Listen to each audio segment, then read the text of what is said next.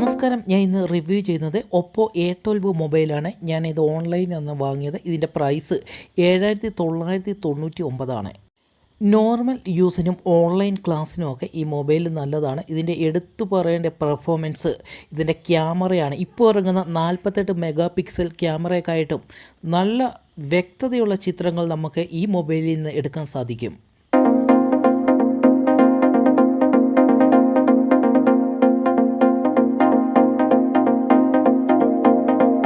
ഇതിൻ്റെ processor MediaTek Helio P35 ആണ്. Display Gorilla Glass 3 ആണ്.